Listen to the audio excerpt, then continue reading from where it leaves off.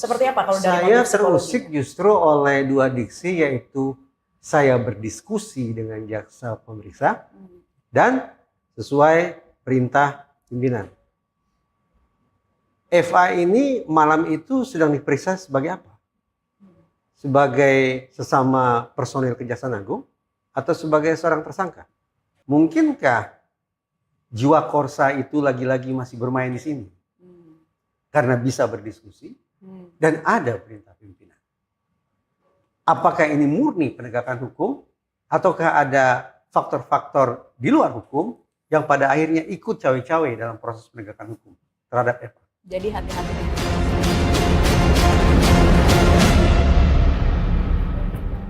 Publik disuguhkan visual yang tidak biasa saat mantan Jampitsus Febri Adriansyah dibawa ke rutan KPK. Tanpa rompi merah muda kejaksaan, tanpa diborgol. Meski KPK menyatakan atribut tersebut langsung dipasang saat registrasi di dalam sel, impresi pertama di luar rutan terlanjur memicu polemik. Di sisi lain, kubu Febri melalui kuasa hukumnya berteriak ada kriminalisasi dan mempertanyakan dasar hukum pidana asal predicate crime dari kasus TPPU ini. Kita akan bedah dari sudut pandang psikologi, perilaku aparat, dan fungsi pengawasan politik.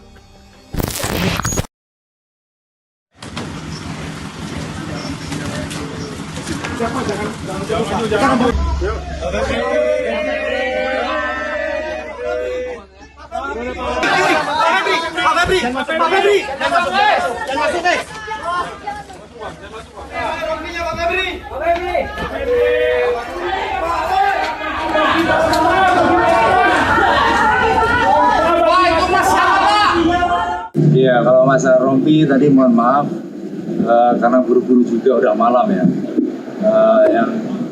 Terus yang kedua, modus operandi secara umum dugaan TPPU yang dilakukan oleh penyelenggara negara dalam jabatannya sebagai jaksa atau pejabat struktural selama dia menjabat mengabdikan diri di kejaksaan. Lebih detailnya tidak akan saya sampaikan karena terkait dengan pembuktian, dan kalau kita sampaikan akan saya menyulitkan kita ke depannya. Ya, oleh karena saya mohon sekali untuk hari ini kita sampai sini dulu dan pastinya ke depannya akan kita sampaikan progresnya. Ya, itu saja. Oke, saya akan langsung mulai pertanyaan yang pertama, Mas Reza. Ketika seorang mantan petinggi kejaksaan dibawa polos tanpa menggunakan rompi, tanpa borgol, dan karena alasannya terburu-buru begitu. Pesan psikologis apa sih yang bisa ditangkap oleh publik dan bagi tersangka itu sendiri? Lengkapnya terburu-buru dan sudah malam. Bagi saya itu masuk akal. Karena sekian banyak riset mengatakan kerja personil penegakan hukum pada malam hari itu kinerjanya lebih buruk daripada siang hari. Karena stamina-nya sudah habis, faktor keletihan menjadi alasan utama kenapa kekurang cermatan, kekurang hati-hatian itu berlangsung lebih pada malam hari ketimbang siang hari. Kalau kita teryakinkan oleh hasil riset semacam ini, maka kendati terdengar terlalu sederhana, bahkan mungkin kalangan yang sinis mengatakan, itu kan alasan yang dibuat-buat, tapi terbenarkan secara riset. Faktor keletihan pada malam hari, ini kasus yang berat, menguras pikiran, boleh jadi memang pada akhirnya membuat pihak-pihak terkait lalai. Untuk mempraktekkan gaya-gaya kosmetik, yaitu mengenakan rompi kepada seorang mantan Jampitsus. Bagi saya, itu perlu ditingkatkan di kemudian hari, tapi menurut saya tidak juga perlu didramatisasi. Jadi menurut Anda dari gestur yang disampaikan oleh Margono tadi, dan dari ada hasil risetnya juga, itu banyak juga riset cukup tentang keletihan valid di malam hari. Ya. Tidak ada mungkin prasangka ataupun bentuk resistensi psikologis misalnya bahwa ini rasa segan mengenakan rompi. Kita tinggal buka hasil riset yang lain berarti. Karena riset lain juga mengatakan di kalangan otoritas penegakan hukum memang ada yang namanya jiwa korsa. Termasuk jiwa korsa menyimpang. Apa itu jiwa korsa menyimpang? Salah satu manifestasinya adalah tanda petik keharusan bahwa saya harus menjaga atau menutup aib kolega saya.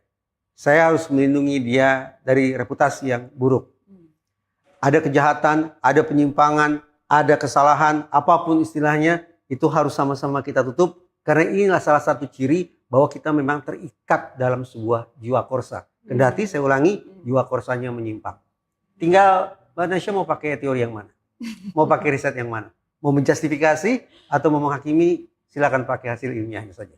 Oke, tentu bukan saya yang menilai, tapi publik yang menilai nantinya ya. Oke, Mas Bob Hasan melihat pengawasan legislatif ya dari kacamatanya ini, alasan terburu-buru sehingga kemudian tidak seakan mengabaikan standar SOP yang berlaku.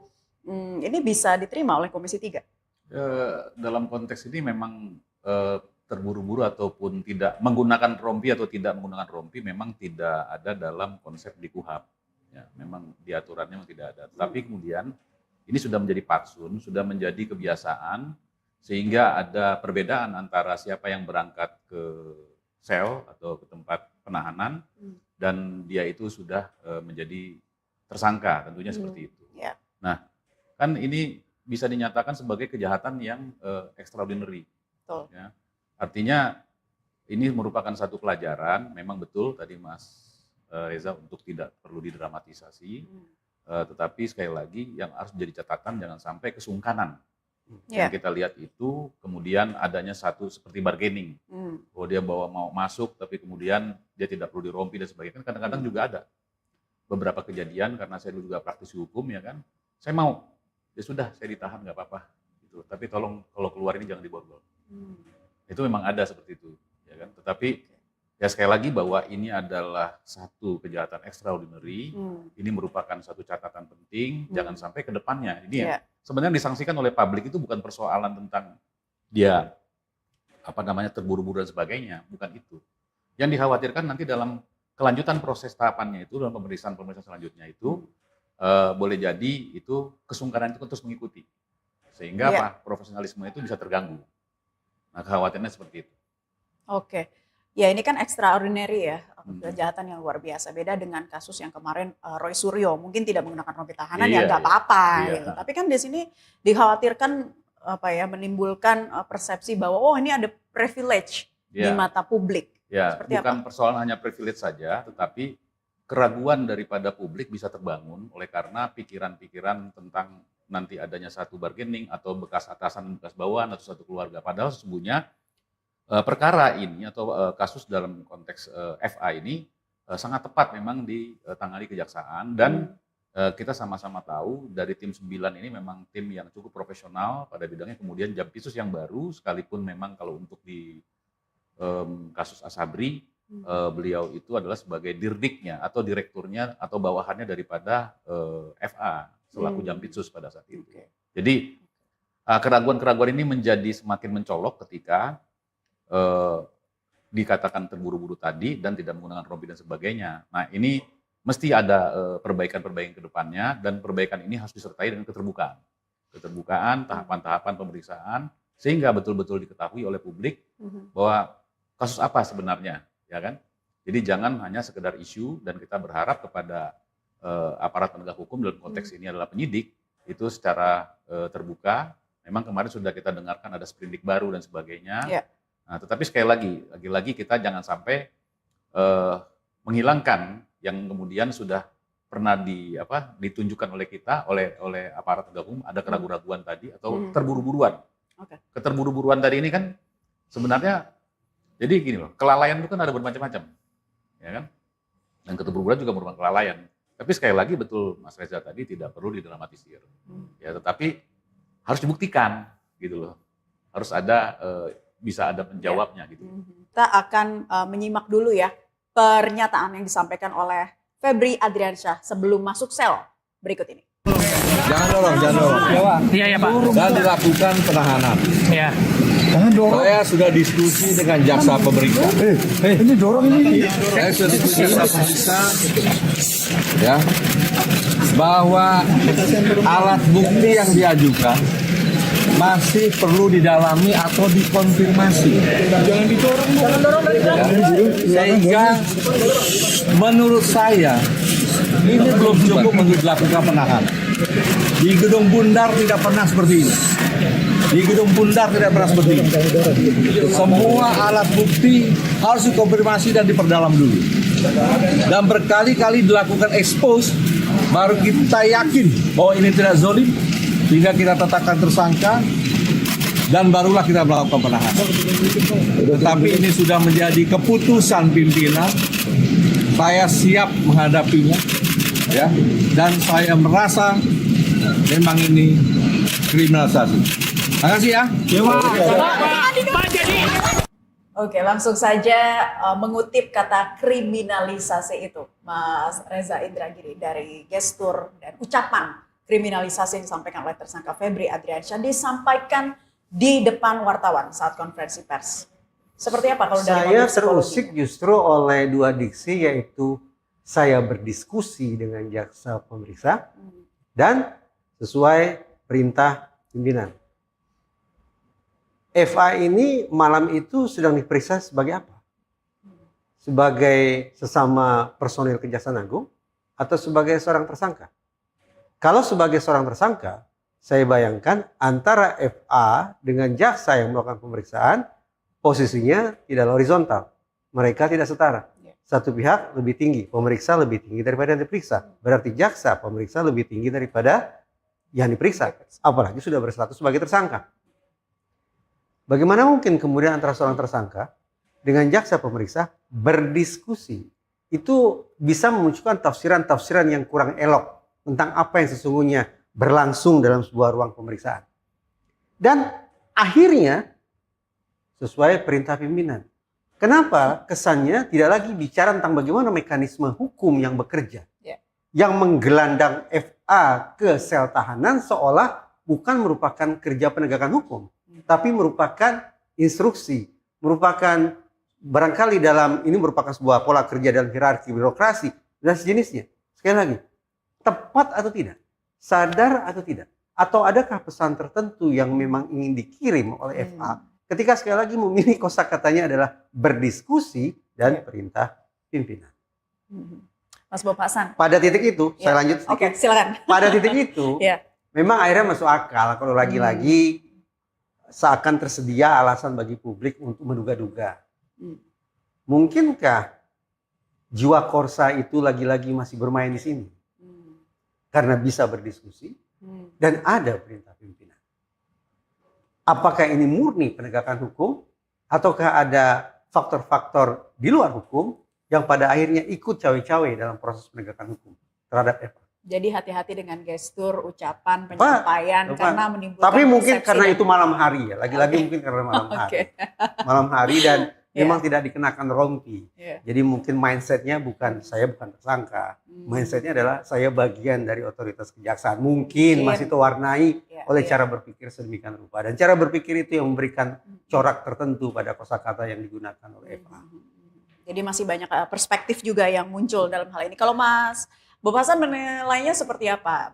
Dia mengatakan juga 2 kali nih, di Gedung Bundar tidak pernah seperti ini begitu.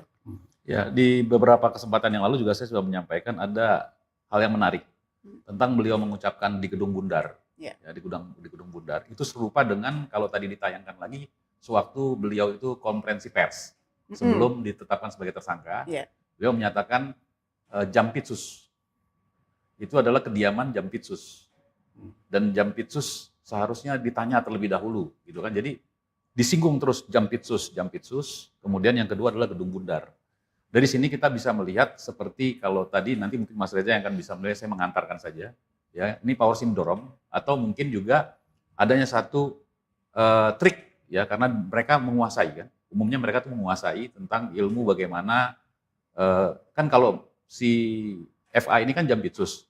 Kalau jabatannya sebagai Jampitsus kan dia lebih bermartabat, lebih akhirnya ya seperti yang kita lihat tadi, ada yang akhirnya terburu-buru, tidak pakai rompi pink. Mungkin ini boleh jadi ini bagian daripada fase yang diharapkan. Tapi fase itu hanya sampai kepada keterburu-buruan tidak digunakan rompi, tetapi tetap dia ditahan dan sebagainya. Jadi sekali lagi bahwa tentang pemeriksaan, diskusi dan sebagainya, saya sebagai praktisi bisa menyampaikan bahwa tersangka bahkan terdakwa pun itu masih memiliki asas prejudice selaku bagian daripada equality. Artinya dia harus dipersamakan. Dia harus bisa berdiskusi dengan penyidik manapun, ya artinya ada satu posisi. Nah dalam penyidikan itu ada strata yang disebut kepemimpinan dengan anggota yang menyidik dan pemimpinan penyidik. Karena ada penyidik pembantu dan sebagainya. Nah, tetapi sekali lagi bahwa memang patut kita pantau. Yang paling penting itu adalah bagaimana kemudian ke depan nanti jangan sampai gedung bundar atau pernyataan gedung bundar maupun pernyataan sebagai Jampitsus ini terus ya menghantui.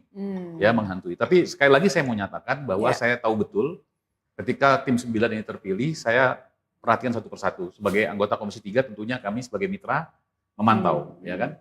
Dan sekali lagi bahwa Jampitsus yang baru ini saya lihat cukup tangan dingin, ya, mudah-mudahan mampu memecah situasi yang kemungkinan diciptakan oleh tersangka ya saat ini yang sebelumnya dinyatakan sebagai hero-nya Indonesia untuk kemudian mereka free aset dan sebagainya. Ini kan sebenarnya ini saya nyatakan bahwa ini hal yang betul-betul temuan yang baru yang sangat luar biasa bagi penegakan hukum di Republik ini. Itu sebenarnya suatu kebanggaan bagi saya itu. Ya. Dan tim 9 ini kerja-kerjanya juga harus dibuka kepada publik begitu ya. Publik juga menunggu transparansinya seperti apa dan tahapan-tahapannya.